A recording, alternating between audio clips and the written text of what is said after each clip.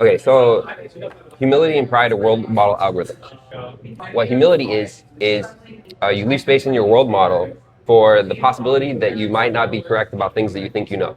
Like the awareness of false positives and negatives, right? And pride is the opposite. Pride is the belief that you know things, or like the belief that your perceptions are grounded in reality. Therefore, you have some confidence that you know things. It's a different orientation to reality. It's like epistemic orientation. And these two things lead to radically different and opposite expressions of how you move through life. I think I've told you this, Loren, that there's like the maximizing gain versus minimizing loss dichotomy. I think that humility is the maximizing alternative and pride is the minimizing alternative. Most people are living in pride, interpreting most of their world model through a proud lens, both because they're kind of it's like a combination of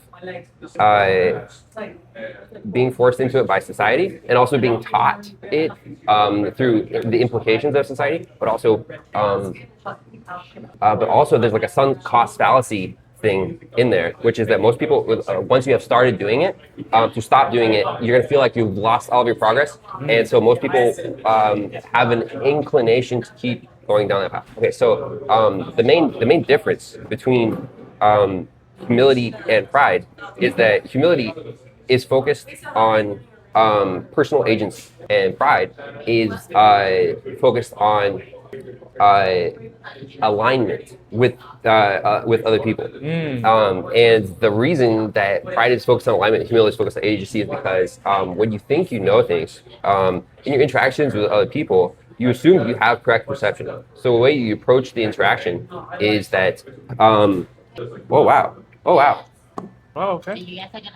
Okay, so when you view the world through the lens of pride, you assume that you know things. So when you interact with other people, your bid for connection, or at least like what we typically think of connection, is worldview alignment. You're trying to find the people with whom your worldview matches the most. Yeah. And actually, I think that there's like a fallacy. There's an inbuilt misperception in the worldview of pride, which is that like you think that you can connect with other people, or you assume that the point of being around other people is the connection. It's literally like seeing how much you can find other people with whom your world model aligns. Also, because you assume that you can perceive things, you assume that your world model is correct. That's why you're trying to find other people with whom you align. Because you think that like you're the source of truth. That's essentially like what it means to have pride. Is that you think that your model is right. You're not making space for the fact that it might be the possibility it might be wrong. So strong words from someone you met at a hackerspace. Oh, that's great. Love that. And so the idea is you're trying to connect with people. So what happens is, okay, now I'll explain the opposite. In humility, you are not trying to connect with people. The goal is not connection. The point of humility is agency. What you're actually trying to do, instead of focus on alignment, like how much people similar to me, you're focused on differences. Because the opposite of like what enablement through differences. One more time. Enablement, like is this like object orientation toward the I'm interrupting, but possibly. I'm not sure if that applies as I understand it, but let me finish. So it's oh gosh, okay. The pride way. It's what a proud person says when they're trying to connect with other people is they are seeking alignment. What they're actually doing from the perspective of humility is seeking conformity. It's the opposite, because what you do under humility is the opposite of okay. Pride is like an orientation towards certainty, because you think you know things. Therefore, you're trying to find things in the world that match your model. It's a certainty orientation. But humility is not focused on uncertainty. Humility is focusing on agency. The opposite of certainty is not uncertainty, it's agency. And what makes agency special is you focus on the differences between people, not the similarities. So what you try to do under humility is not connect with people because you don't believe connection can exist. You don't actually think you can know things. And the idea of connection, alignment, is based on the idea that you can know things. So you're not trying to see how similar you are to other people. You're there to celebrate how different you are from other people. That's the opposite. And So the emphasis when you are interacting with other people is opposite. You are trying to celebrate your differences. So okay, I made this video before, and Daniel has seen it, so I'll reiterate a little bit. There's this idea that like you should. I was working on this a while back, maybe like 6 weeks ago. You should do the embarrassing thing, because that's like it gives the largest surface area for connection between people. But the idea of embarrassing, yeah, it's a proud concept to think it's embarrassing because under the humble model, it's opposite. Like it is useful to have moves to get yourself out of one or the other, or like to know what behaviors you can influence. If you feel locked in one perspective and want to change your experience, it's like hard to know how to move out of the perspective. yeah. I mean, it's just like so. Pride is not focused on uncertainty; it's focused on agency. It's actually focused on like. Sorry, you said pride. Sorry, I meant humility. Yeah, thank you. Yeah, humility is not focused on uncertainty; it's focused on agency, which in practical terms represents like finding the greatest differences and having that be your focus instead of finding the greatest similarities and having that be your focus.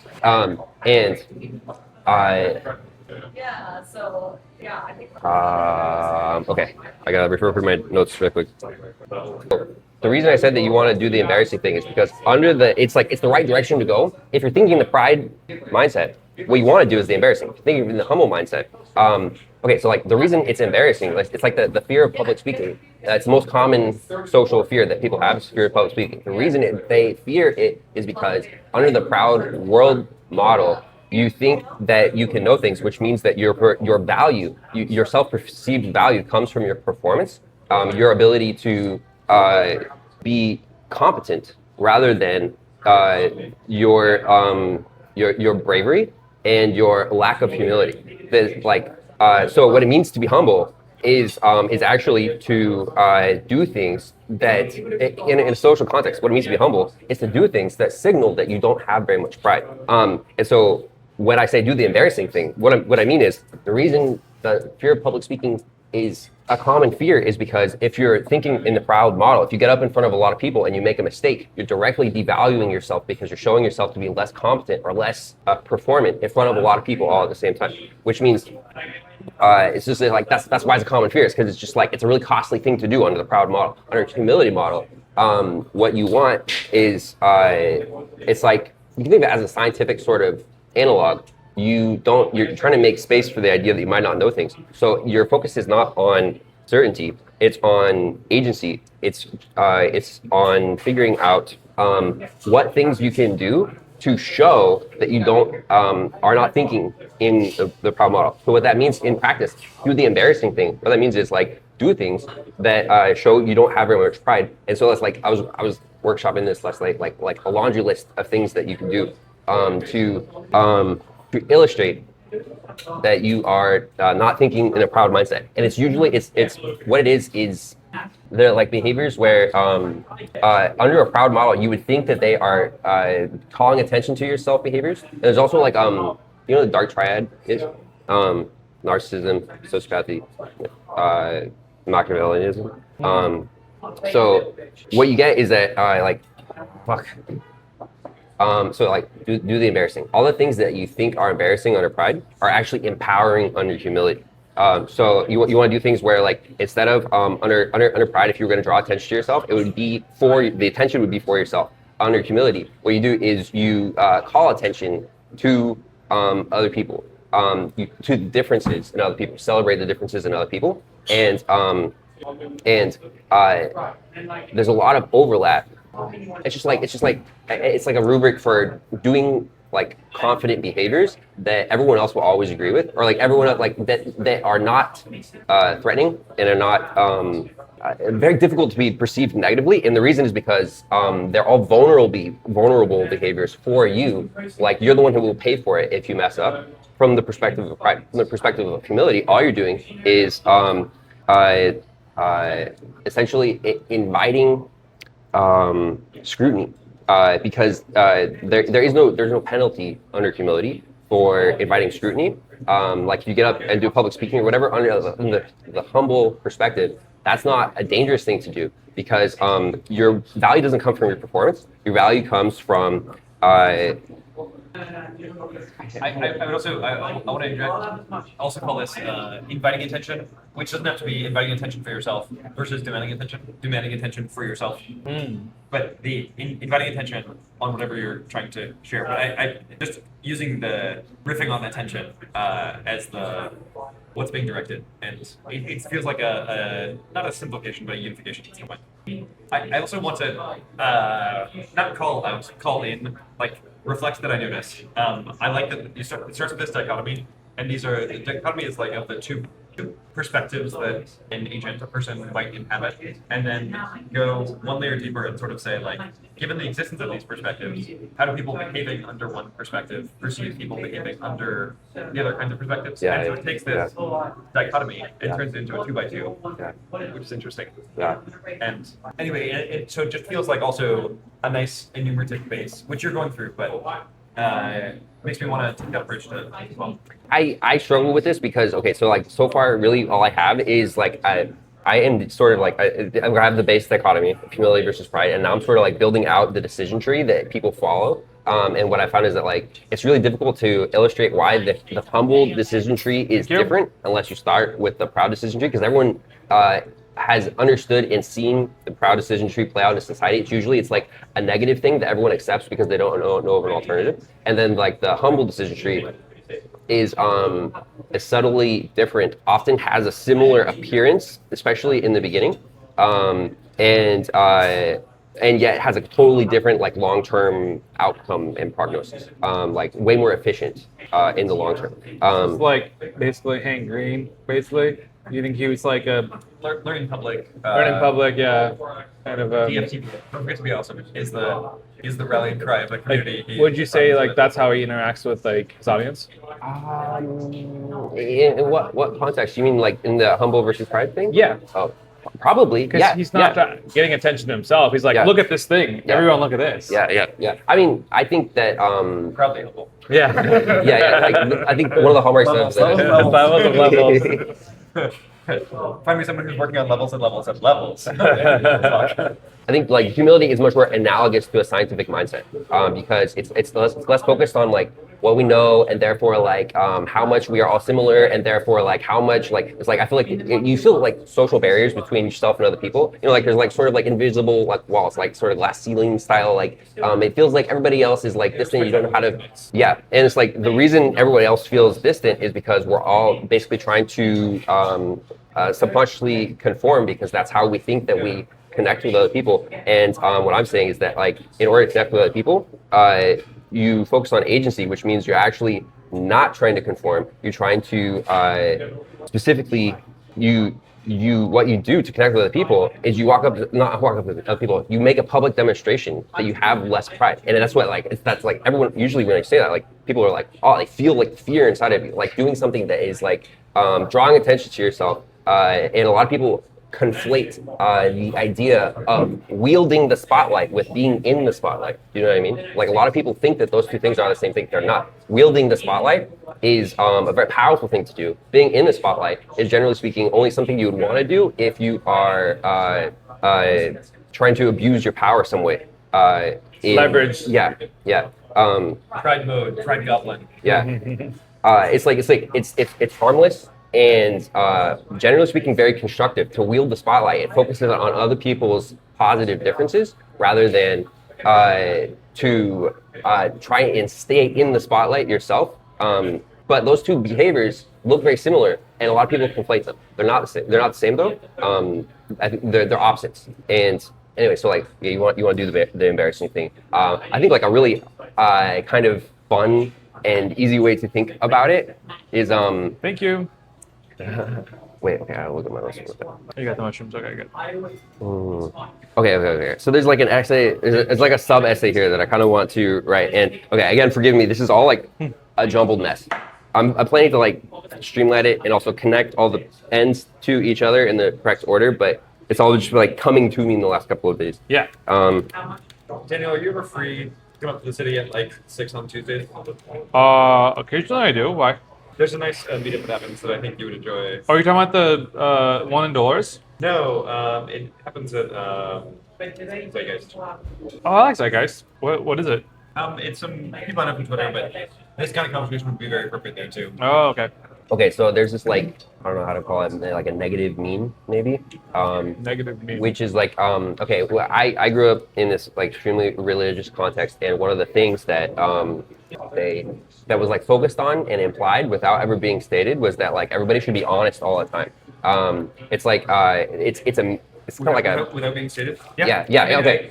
And like the problem with that is that like the emphasis on honesty doesn't really make any sense if you don't also have like an emphasis on like where it makes sense to stop being too honest. You ever met somebody who really believes in radical honesty, like sharing all their thoughts and perspectives, even though it's like cringe and not nice, not helpful? That kind of thinking was never guarded against. It was only just like you should be honest. And the stated reason was always because you should, you don't want to forget the list of lies that you've been telling. It's easier if you don't have to think about and keep track of the list of lies you've been telling. That was like the stated reason for why you should be honest. I carried this meme too. Yeah. I mean, And I still, in large part, live by it. that you should be honest. Well, and for those reasons. I don't think that they are negative reasons, but I'm going to explain why. I think actually that is a philosophy that is an indirect result of the proud mindset. There's an alternative to it. So the radical honesty folks, that radical honesty belief is like an extreme representation of like this belief that we should all be honest all the time. But I think Sure. Thank you. oh yeah, different flavors. I don't know what you I don't know what they are, but they're delightfully savory mushrooms. Do you want to try? Sure, yeah. I don't mind trying a little taste, especially if it's mushrooms. I don't know what they are, and they're nicely grilled. And let me give you a cheese. You want some meat with it? Oh yes, please. Thank you so much. Oh, is that really hot? No, it's Hell not yeah, too spicy, I but it's good. Spicy. Cheers. Thank you. Oh, thank you. Okay.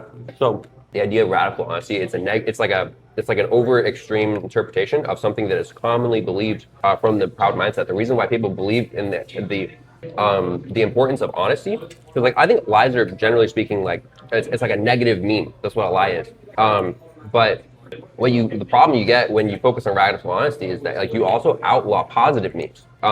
Like people are so focused on not lying that they also do they do the same kind of like conflationary like group categorical grouping that is actually not helpful. It's actually really bad. Like just because it's bad to do negative memes does not mean it's bad to do positive memes. Actually, positive memes are really good.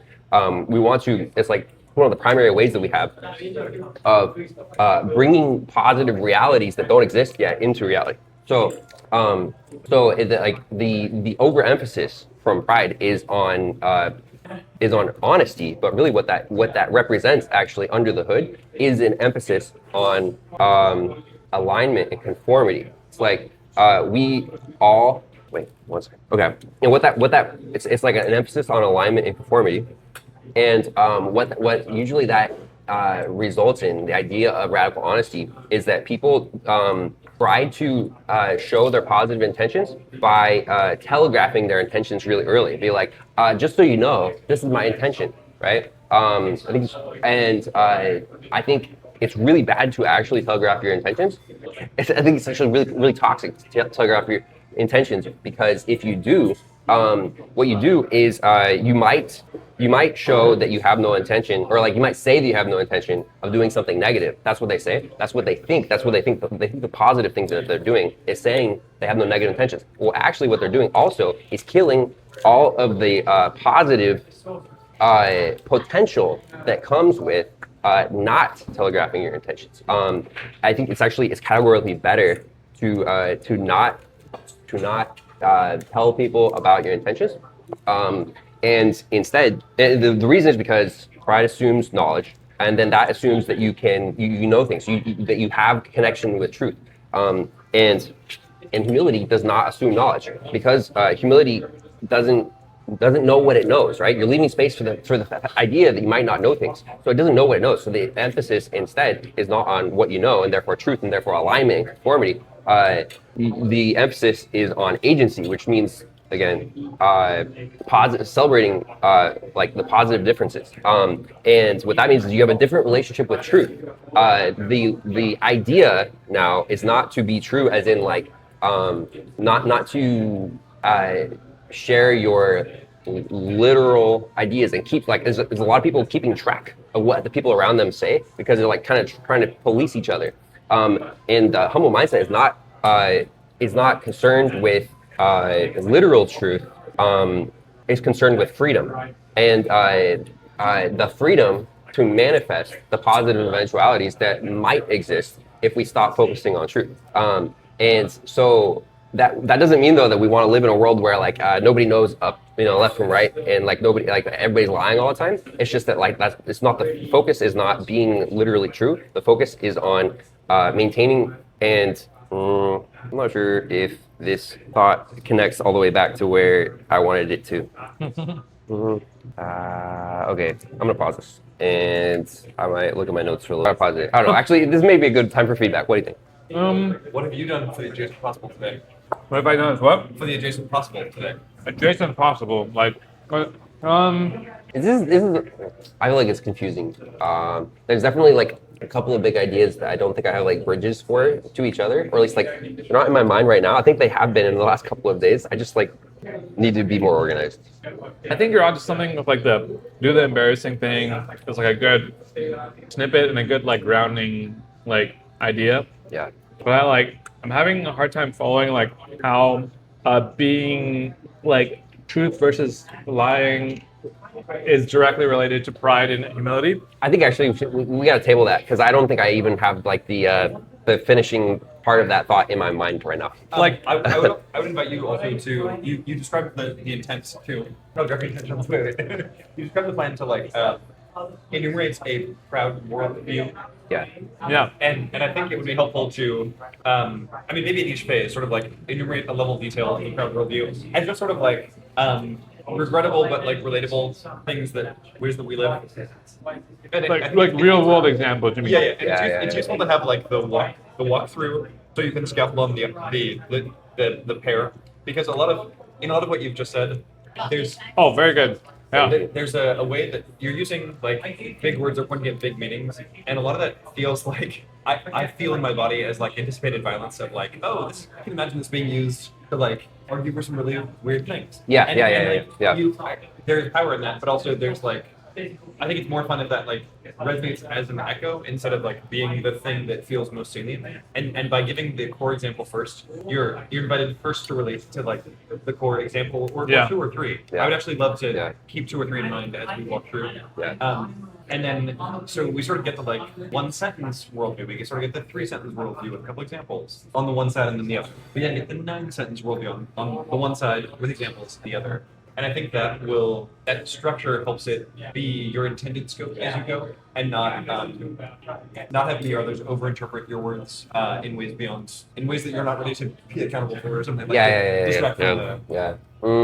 I agree with you that without better detail and better illustration, it's really easy to say that I am promoting something that I'm definitely not trying to. And so I'm gonna have to do a better job on all of that. Something I do want to say.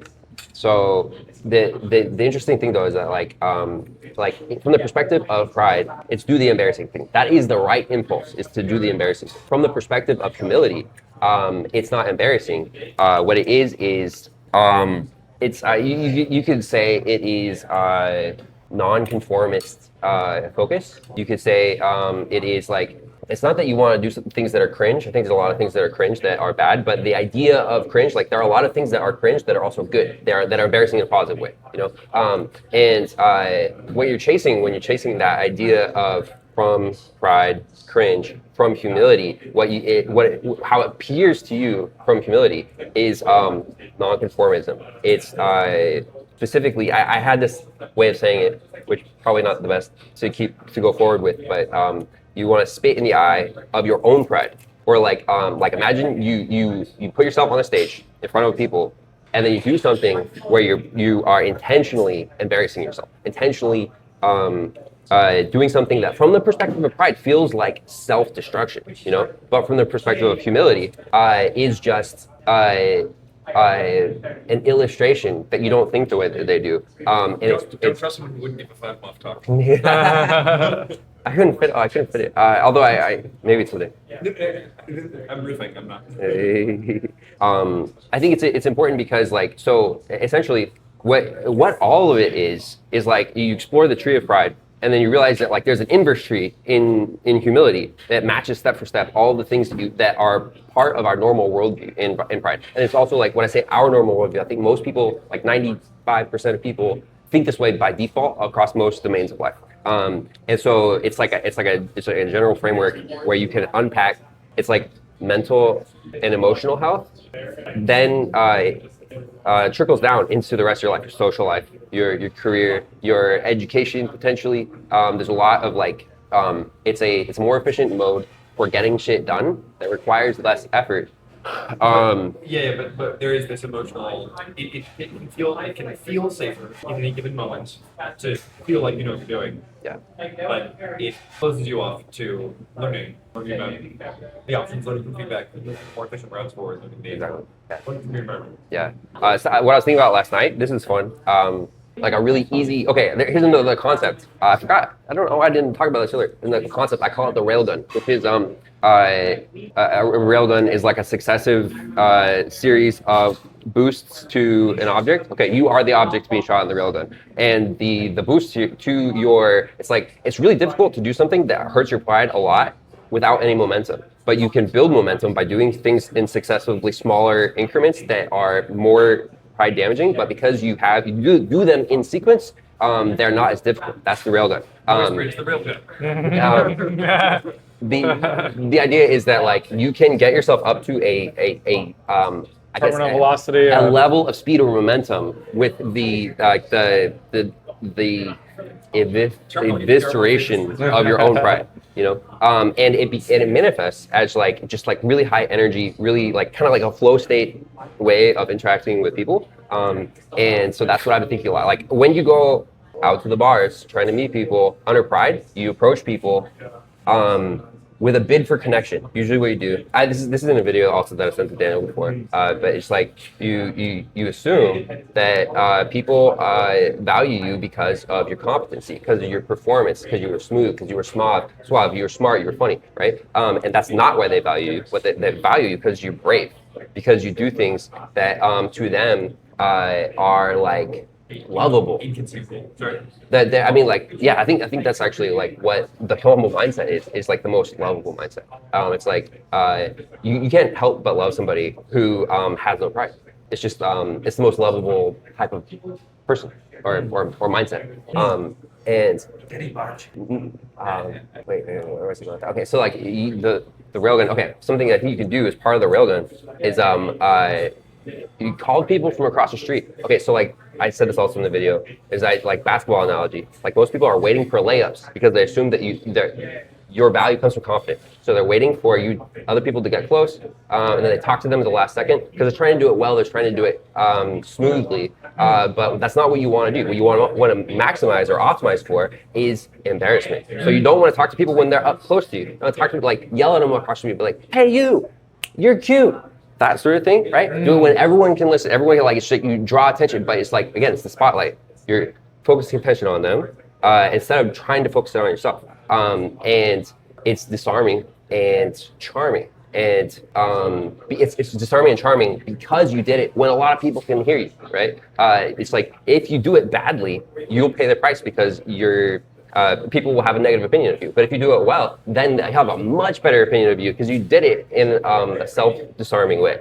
It's like when everybody can see you. It's like you're facing your fear. You're doing it brave. Everyone can sense that. And there's a lot of other little tricks I've been thinking of like ways to just like start the railgun. Like get yourself into like a state of low ego. Exactly. I was about to say that like it sounds like when you're saying pride, every time you say that I think ego. Like you're thinking in a way of like that might be a better word. That might be a better word. Pride, ego. I feel like we're like in this meeting. Like there are a range of meetings, but I do feel overlapped. Yeah. Although actually, low key, now that you mention that rolls off the tongue way better. I'll probably start using that word. And I mean, I think in like for other like Stoicism philosophy, they usually just say ego. Yeah. Although it's fun to have a spin on it. Yeah. Yeah, or and like even you can call it ego, but yeah. But then like ego manifests pride, I think. Yeah. So- But pride is sort of like a way of saying like it's above baseline ego. Hyper ego. Yeah. I guess so. So interesting. Actually, the first time that I heard the theory that like sort of you can say that I'm taking the most inspiration from is actually it was a religious theory when I was in my Cult. cult. They were talking about they call it single sin of pride. It's the idea that like all the sins in the Bible are actually one sin because God is the most humble person. So if you have opinions that differ from His, that means that you necessarily are full of yourself. And so like all the sub sins are actually just manifestations of one sin, pride. And so what it means to be godlike is to be humble. I think that's actually it's true in the sense that like I think the humble mindset is the most efficient mindset. If there was a God, He would have that mindset, and that's probably like a true description. Why don't you have faith, bro? Why don't you have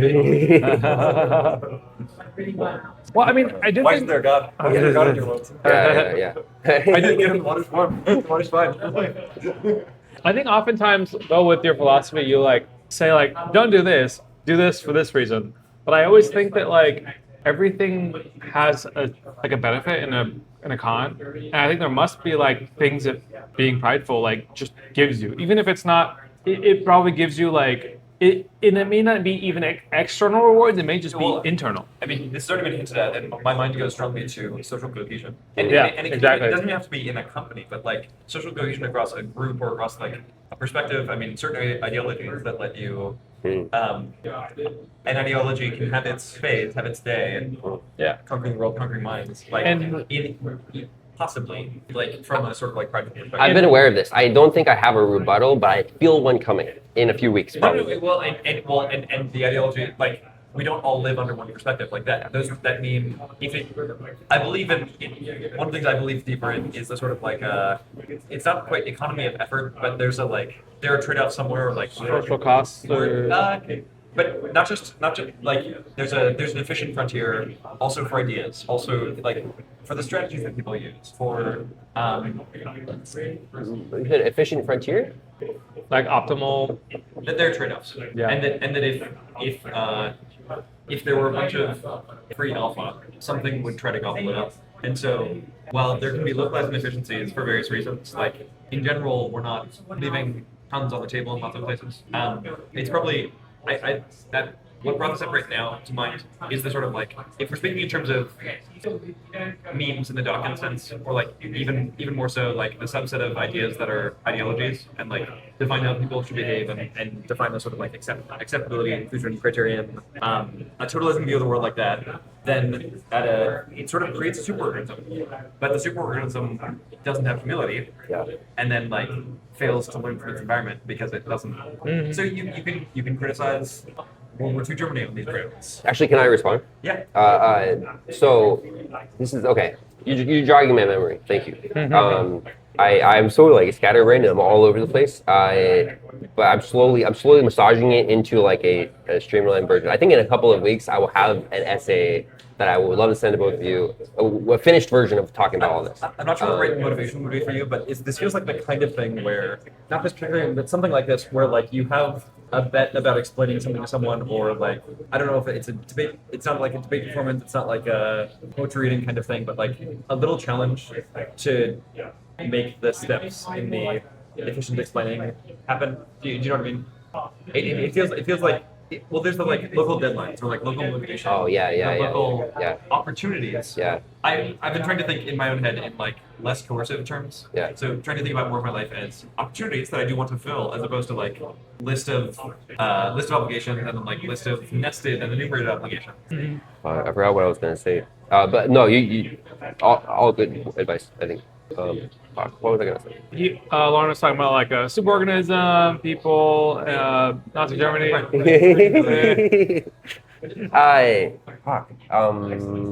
Just like Ideology, totalizing ideology, it's sort of like uniformity and the.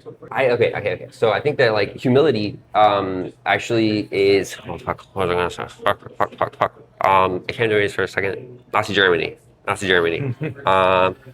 Okay, it's like horseshoe theory, actually. So, okay, the dark triad, I think, is there's two ways that pride usually manifests. It's like the dark triad is like the successful version of pride.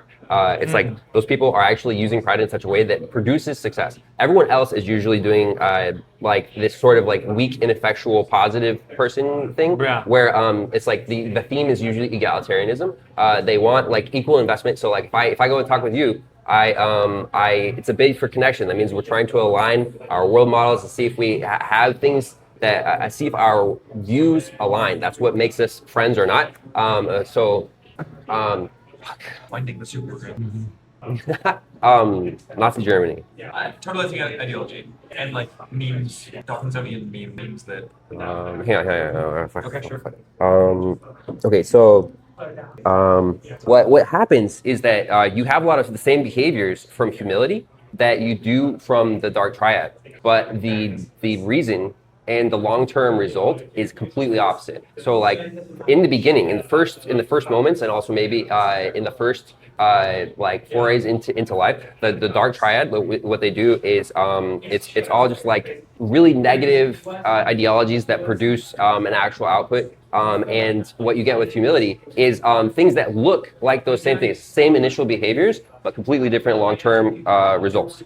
So with humility, you are you like with pride, usually what you're using as the fuel for your success is other people's like effort, because you use people. With the dark triad, it's all just like manipulation, using people. And with the humility, you have all of it, like, but the reason why the dark triad is successful is because it's like a shortcut to confidence. It's just not long-term success. It's just like you fuel your rise to success, your short-term gain, with other people's confusion, basically. Because you're lying to them. Yeah, but with humility, you do all the same things. It's like your behavior is confident in the same way. You get the same results that someone in the dark triad gets in the initial stages, but in the long term, you're not using anybody. It's all through balance and equal attribution, allocation of resources, rather than forcing other people to pay for your gains.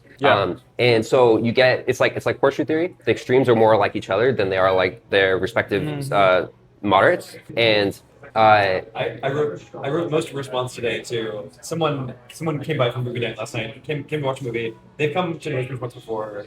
They like have some slight orientation toward the culture, and they asked me if I have power in the space. And it's one of these questions where it's like you could answer, I could answer yes, but it feels like it would be a disservice.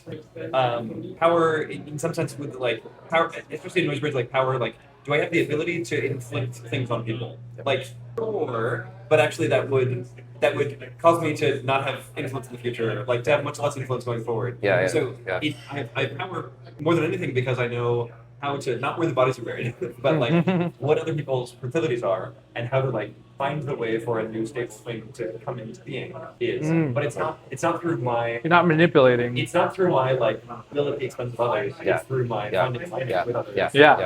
Articulating and probing.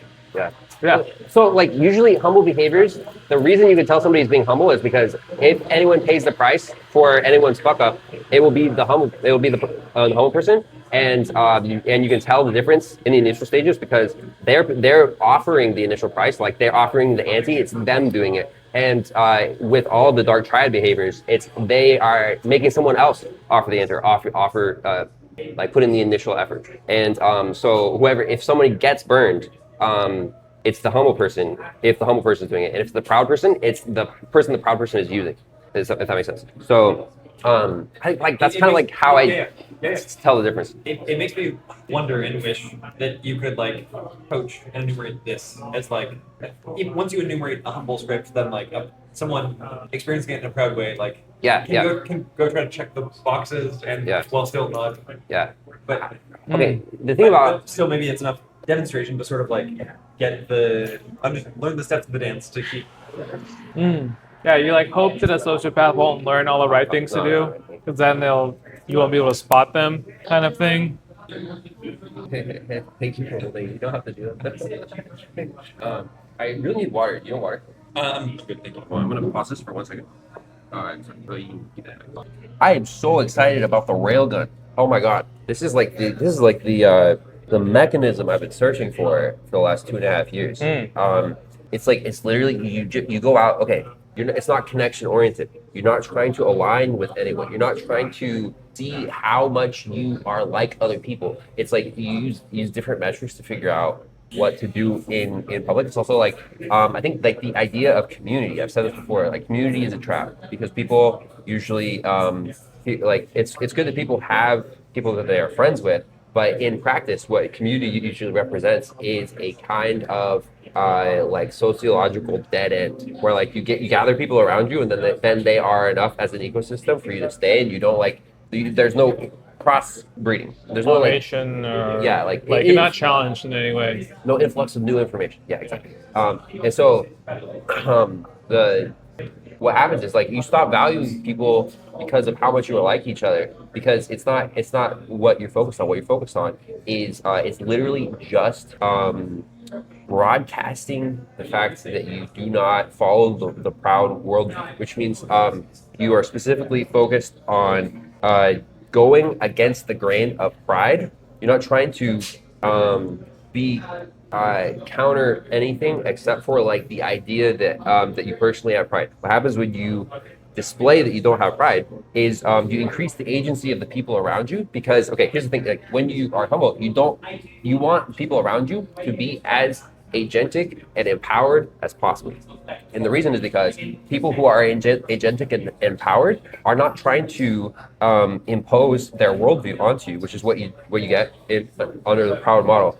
People are what they say is they are seeking social harmony. That's what they say. But in practice, what it means is that there is a heavy social penalty to any kind of public mistake, which means that everybody is saying that they are a self-actualized individual when actually they're just a lonely conformist.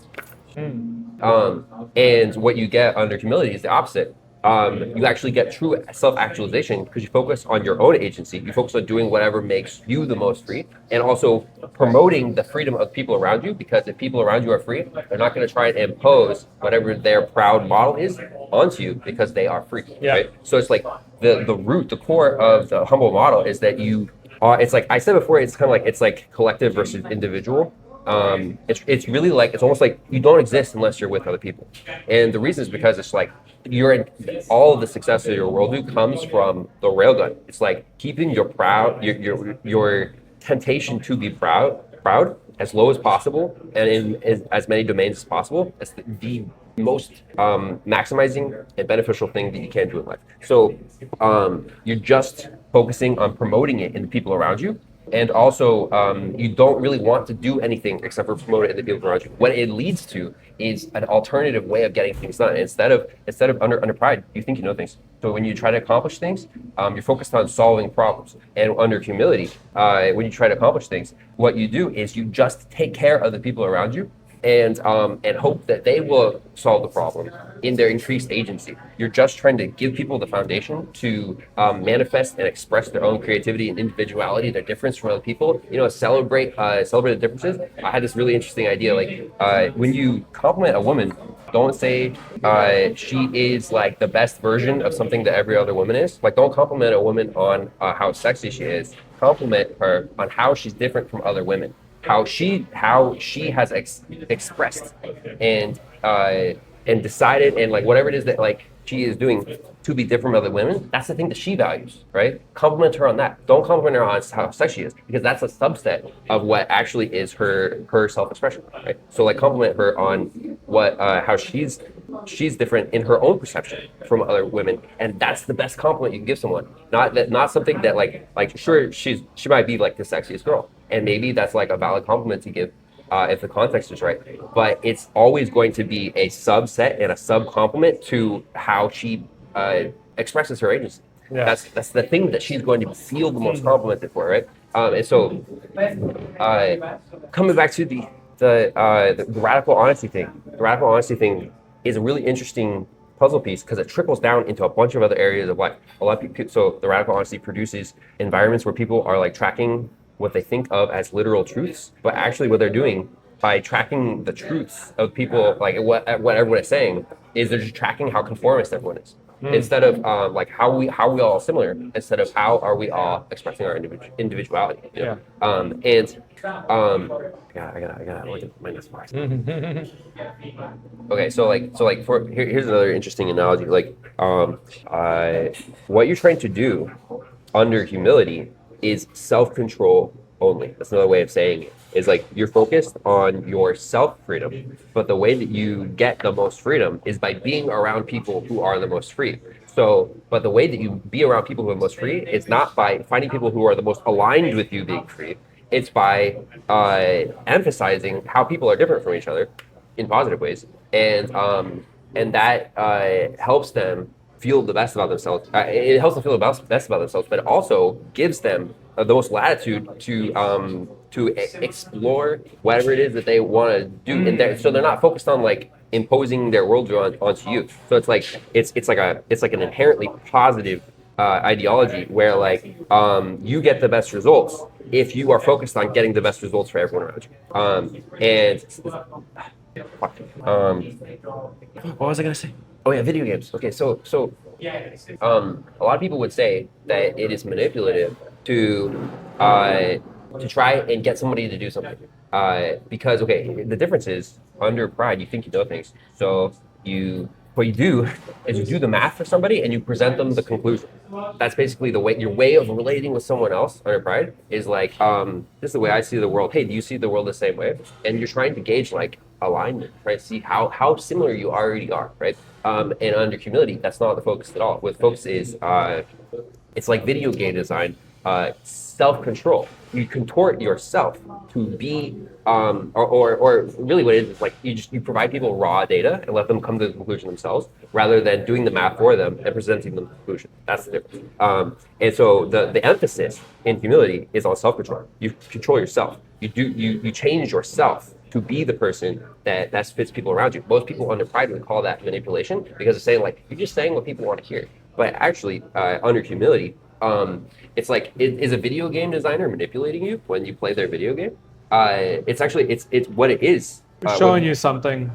What video game design is, it's like the video game designer is like creating something that they enjoy, that they think you will also enjoy. But they're manipulating themselves, not you. But if you enjoy it, that's a nice byproduct of the fact that they manipulated themselves really well and then showed it to you, right? As opposed to essentially like I don't know, it's maybe like a good way of saying it, like it's like the trust the science narrative, you know, like just trust the science. Just like this is that I don't know, just like you categorically stop telling people how the world is. Instead, you tell people how you are, and that's what sets them free. Is the fact that you don't have the values of pride, and it frees them from the need to focus on the things that pride focuses on. With so many pieces, I probably like with stuff that I figured out this last week. I probably have like 10. I think I want to start publishing with Linux philosophy. You know, Linux philosophy, which is like do one thing and do it well, or and also do one thing and do it well, and also don't have any like overlapping utility between tools, right? Like every itemized utility of tools, so that like there's like what's it? Like object oriented or something like that. Yeah, something like that. Yeah. So it's like that. Like I want to publish a bunch of micro essays, probably like 2 to 3 minutes, and then tie them all together in a web. And be like, these are all the concepts, and these are how they all relate to each other. And probably have like 8 or 10 of those that I kind of have loaded and ready to go, but not quite. Yeah. I don't know. What do you think? How do you feel about it? I know it's disorganized. I also think know it's chaotic. like I feel like you're onto something, but there's some like missing piece, and I don't know what it is. I feel like you also have like two things that are like in parallel, like pride, humility, and then there's truth and lies, and I feel like those things are running in parallel. And I can see that there may be a connection point, but I haven't been like I haven't seen it based on what you told me yet. I didn't finish up, And or even I didn't but even finish it I all. think like if I were to like just brainstorm a bit, like when you're prideful or you have ego, you're like manipulating the outside world because you're lying to others about. I wouldn't say lying, but you're like putting on the show that you know what you're doing. You know something when in fact you may not. Versus humility, you are doing the opposite, where you are telling the world, "I don't know things. I'm learning," and there's a respect in that. Even though if you're operating within like these hierarchical structures, you will look at because that guy doesn't know anything, right? Versus if I think actually pride is threatened by humility, but humility is not threatened by pride. Like proud people are threatened by the fact that humble people are free and independent. They're actually independent instead of the fake independence that they think of as being like the lonely conformism. That's what pride calls independence. But true independence is where you are non-conformist. And wait, fuck, what was I saying? But I cut you off. Sorry. and then I guess you could. I will say that maybe the way that Pride gets around this is they use other people like to learn things or to do the work for them, Yeah. and then they present the work as their own, even though they don't know like how to do the work. Yeah. So I think that's part of the like the dark triad thing with Pride. And you're right. If you're humble, like what is the worst that you can do? Tell you you don't know stuff? Like you've already told the world that you can't. There's no leverage over you. Yeah. So I do get that part too. I don't think that like people who are prideful realize that these systems are maybe. I don't think they intuitively realize all these things are happening and like are feeling the like threatened by humble people. I don't know if I would go that far. I would say that there's probably like It's just disruptive. That's what It's they call it. disruptive, They call yeah. it disruption. It's They call probably it like disruptive, lack yeah. of social cohesion. They're like, you're not doing what everyone else is doing, and it's disruptive. That's what a pride person would say about a humble person's sure, behavior. I can see that. Yeah, it's not like the direct threat, but it's like an indirect threat. It's like you're not playing the game that everyone else is playing, and that's eventually going to be a problem. That's how a prideful person thinks of a humble person's behavior. And I think that there's probably places where, like, I feel like Noisebridge is a place where you can just be humble and, like, that's okay. I think we're all learning there. It's kind of like, that's why we do get a lot of people who don't know stuff because you're there to learn and to try things. And I think that, like, people who come there with pride, like, they don't vibe with the community. Yeah. So I think I think one thing you should point out with your philosophy is that, like, there are reasons and there are ways to win in each direction. You can win as a prideful bastard. You can also win as like the most humble person. Yeah. It just depends on your environment. And I think that like that's so important because at the end of the day, like we're trying to, as humans, optimize for the situations that we're in and the world that we live in. And sometimes we be in the same city, but we live in completely different worlds. Yeah. I'm gonna tie it together. There's so many like interesting little nuances where there's also like the false humility thing, which I may or may not have told you about before. It's just like this idea that there's a lot of people who think they are being humble because they have suffered for some positive good. But the problem is that often the positive good can be had without the suffering. But usually they want to keep suffering anyway because it's like equal parts sunk cost fallacy, and also there's like a conflation that the suffering is part of the good thing, and so I think it's really destructive thing because usually they hold up their suffering as proof that the thing that they're suffering for is worthy, but actually you can get it without suffering at all if you go the humble route. And so they say they're being humble though because they associate suffering with humility. They associate suffering with like lack of power instead of being full of power. And it's just like it's a subtle thing because it happens really. I think actually I have a theory that on some level every proud perspective is an example of false humility. Although sometimes you have to go like up a level or a layer to the perspective that produced it in order to see how it is false humility. It's like most people are doing the proud thing because they believe that they're suffering for a positive good. They don't know how to do it the opposite way. And they tout the suffering as proof that their false humility is real humility. It's because why would I be suffering if I wasn't being humble? And what they don't realize is that like you're actually just suffering out of ignorance. Usually, it's just like you don't know that you can do it in a humble way, and usually, like in order to start doing it in a humble way, you have to let go of all the time you spent suffering for the thing. And most people are just like, that hurts your pride to let go of all the time you spent suffering for something, right? It really hurts your pride. It's like that's what your pride is like all these negative beliefs that you've internalized, and letting go of them hurts. That's like it's like it hurts your worldview, and it makes it hard to. Yeah, it's really interesting. It's like I think like one of the most interesting examples of a proud versus humble dichotomy is religion versus science. Yeah. Every time you said humility, I was like, science. Yeah. I feel like science, you just walk up and you're like, we don't know shit. Yeah. That's how the world is. Yeah. We want to know more. Yeah. And then when you go to like any kind of like mass, they're like, we know everything. Here's what you have to do. Yeah. And, okay, here's the crazy thing. Have I told you about the shadow loop thing? Shadow loop? No. Okay, so like there's this idea. It's been described. Okay, my terminology of shadow loop. It's like the shadows on the wall, Plato's cave with prisoners. It's a shadow loop because it's like a logical chain of reasoning that makes sense. It's perfect circle. It makes sense, but it's the shadows on the wall in the cave. Like it makes sense only because they don't have extra information. They haven't been walked through the alternative opposite logical loop. And you call it shadow loop. It's also been defined though by another person. I've read a Wikipedia article. Really sent this to me. It's really interesting. Call it a reality tunnel. But the hallmark of a shadow loop or reality tunnel is that every time information is presented to you that conflicts with your worldview, instead of questioning your worldview, you just think that you are right and everyone else is wrong. That's the hallmark of a shadow loop or a reality tunnel, whatever you want to call it. And